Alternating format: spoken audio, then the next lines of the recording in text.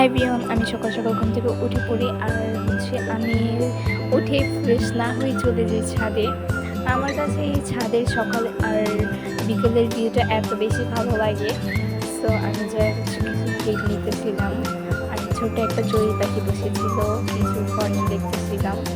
এরপর কিছু কেক নেওয়ার পর আমি ফ্রেশ হতে যাই। বরাবরের মতো আমি ফ্রেশ হয়ে সকালে আমাদের হালকা পাতলা নাস্তা হয়, বাট এই দিন আমি একটু খেতে বসছিলাম, বাট আমার ক্ষুদা লাগছিল।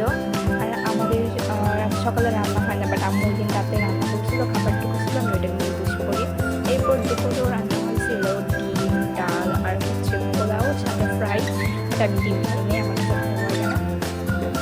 এরপর বিকালে বের হওয়ার প্ল্যান ছিল, বাট কোনো এক কারণে বের হওয়া হয়নি।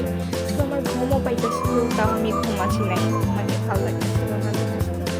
তো এরপর আমি চলে যাই ছাদে ঘুমানোর জন্য। এরপর আবার দেখতেছিলাম ছোটো ছোটো পাখি উঠতেছিল, অনেক দেখতেছিল। আর এই যে সূর্য মালাটা আলো দিতেছিল, একটা অসম্ভব রকমের ওয়েদার ছিল।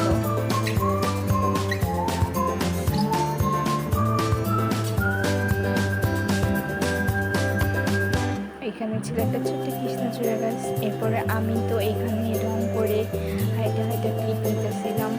এই ক্লিপ নেওয়ার পরে আমার একটা আম চোখে পড়ে, দেন আমি আমটা টুচ করে আর সইতে না পেরে ছিঁড়েই ফেলি। আমটা ছেঁড়ার পর আমি যেমন একটা রং দেখছিলাম, হয়তো ভিতরে একটা রং ছিঁড়ে দিলাম। বাট আমি কাটার পরে দেখি এই তো রংটা দেখা দিতেছে, বাট কাটার পরে দেখি এটার মধ্যে কোনো রং নাই। আমটা ছোটো পাতার মধ্যে আমার সাথে একটা বিমানি করলো, আর এইভাবে আমার দিনটা চলে গেল। সো আল্লাহ হাফেজ।